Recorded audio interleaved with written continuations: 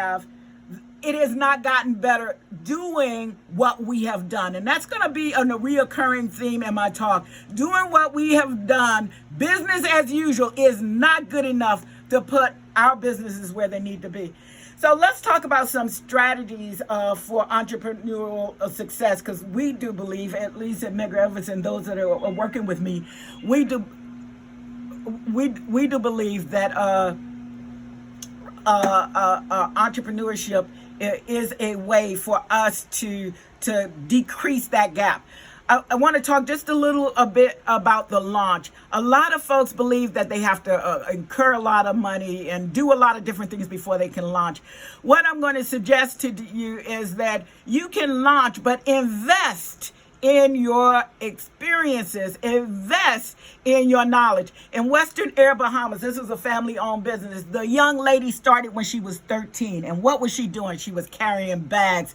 And then she started inspecting. And then she understood the problems and the challenges of the business. And I'm going to give you a direct quote. She could have said, I could have waited on my parents to deliver this business to me just as it is, or I could have rolled up my sleeves, got my hands dirty, and made this business better. She decided to do the latter. So she went off to college, got her law degree, came back, and she took that business to a different level.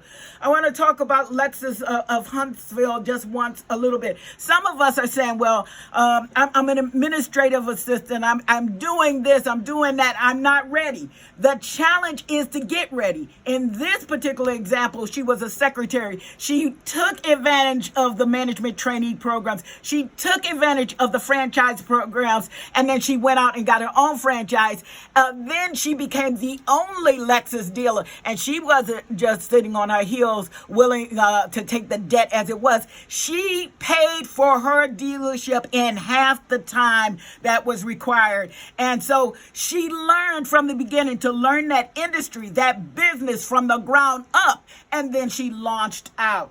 So I want to talk a little bit about the growth phase. There are many resources for you to start up a business around this country, and some of the international work we have done in Zanzibar, where the women are almost 7-1, and the women-owned businesses, they either want to own their own business or launch businesses for reasons. The men have the jobs, and so the women are looking to start businesses. And so the key challenge there is not to start the business, because the women are able to start the business, but once they scale to a certain level, they are not able to get past that level.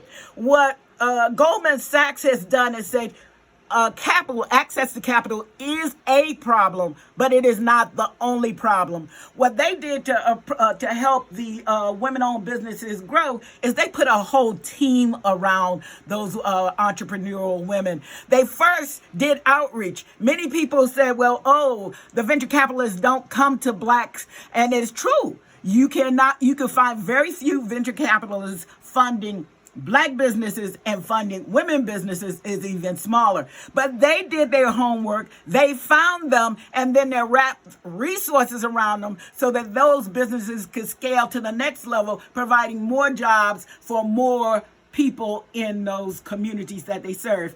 And the last little bit I want to talk about is the exit strategy. Many of us get in business and we don't think about succession planning. We don't think about creating a handoff so we could go and create more businesses in the community. I want to encourage you to think about exiting, harvesting, and becoming serial entrepreneurs. The woman in this particular link, she was in the industry. She understood the business, and she grew her network so that she became aware and involved with people who made the decisions, who could give her the business. And recently, Amazon bought this business for $1.2 billion. So as I move on, I want to talk more about the collective community growth. And I want to I want to look at my time because I know we could go on, but we don't have that time. I want you to look at blue ocean opportunities. And blue ocean is new opportunities where you don't have a lot of competition, opportunity where you don't see a lot of blood in the competition and a lot of loss because you have a commodity item. So an example of this is, there were lots of circuses, but Cirque du Soleil went out and created a different kind of circus with a niche market and niche premiums. So I want to encourage you to look for opportunities outside of your comfort zone. Look for opportunities in industries where there will be opportunities for you. Develop mentors and mentees. Why do I have this here? Most of you will say, well, I have a mentor, I have a mentee.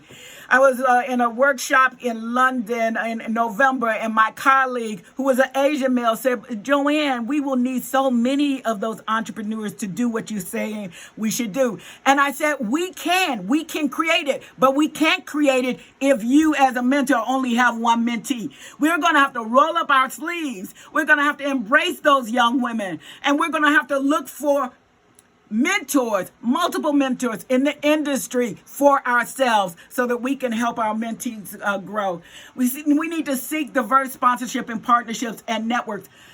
My friends, we need to get uncomfortable. Many of us are only comfortable around people that look like us and talk like us. If we're going to take these businesses to the next level, we need to be in networks that are greater than the networks that we are in. Because guess what? We have not been able to solve that wealth equity issues in everything that we have been doing. So we have to do something different. And this one is very important. Career-long development and skills and relationships. Many of my students say, oh, I got my undergraduate degree, I'm done. That is not a fact. The world is changing so fast. The technology is changing so fast. And it's so dynamic that we will literally be learning and learning and learning. Leveraging teams, not just the teams that we have in our business, but leveraging our community teams, our volunteer teams, leveraging the teams that are paid teams and non-paid teams. Outreach. The Goldman Sachs folks didn't think it was good enough just to say that there are no black women who have venture capital financing. They found them. I'm challenging you to find those folks that you can help and find those folks that can help you. And give back and connect to a vision of wealth. One of the reasons we took the students in Medgar Evers to all those different countries is many of them had not been out of the state of New York. So it doesn't matter how much they look at TV of Kenya, they didn't know how hard the Kenyan students work and how much product they could produce and how many businesses they can spur on. I can tell you just by being with the Kenya students, my students said they needed to do more. I didn't have to say that. I have a student right now, after 2 trips to Kenya, who is running a business with the network that he built and the resources he made in Kenya. And that comes from a vision that is greater than what you know now. Go global. The U.S. African trade agreement that fell on his face last year for a lot of different reasons. So now the strategy for the U.S. trade rep is to try and find a way to agree with Kenya for a free trade agreement and to use that as a template for other countries on the continent to open up trade. So you will be able to do more business on the continent of Africa and recommit to unity and accountability. Many of you are not old enough to have lived in segregation, but I have. I remember strong black businesses. I remember strong retail outlets. I remember the professionalism and the caring about the community and buying in the community and making the community strong. We need to recommit. And that brings me to why empower and improve equity for black women-owned business. I talked to you about the education. Many of our black men are not making it to the education sector. Many of our black men are being incarcerated as a result of some of that social injustice. Many of our black women experience gender bias, gender in income. And so what the black women have done, and that's why they're running and they're one of the fastest growing sector in entrepreneurship, is because we are the ones responsible. many times, I'm not saying all the time, some of our brothers are there, but we're the ones responsible for that household. We see our babies. We see our young men and women, and we know we want a better future for them. I don't want my daughter to have to deal with the kinds of things that I have dealt with. So she and her daughter are counting on us to do what has not been done since 1968, and that's to make a difference. The young lady in this in this photo developed the Nile list, and what the Nile list is a list of black businesses that you today can link on and buy black.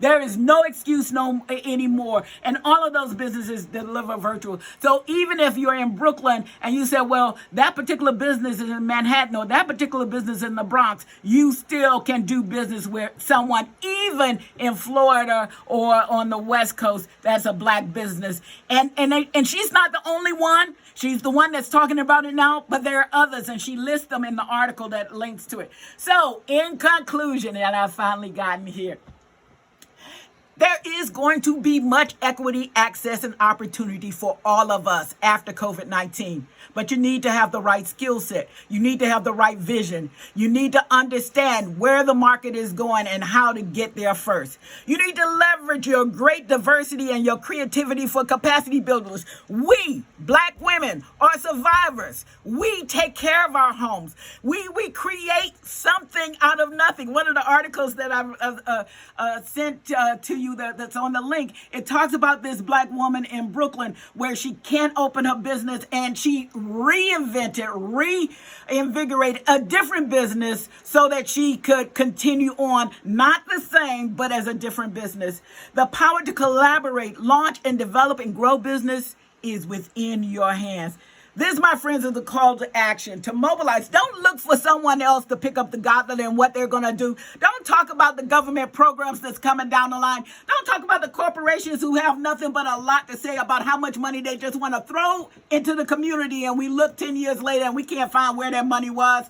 Start now with what you can do to help generate wealth in the community that you live in. I believe the silver lining in COVID-19 is that it will accelerate what would have taken years in the future now for black businesses. There's going to be opportunity we never had or would have had if we didn't have this pandemic or some of the social unrest. So let's all, no excuses, take advantage and stop talking about it.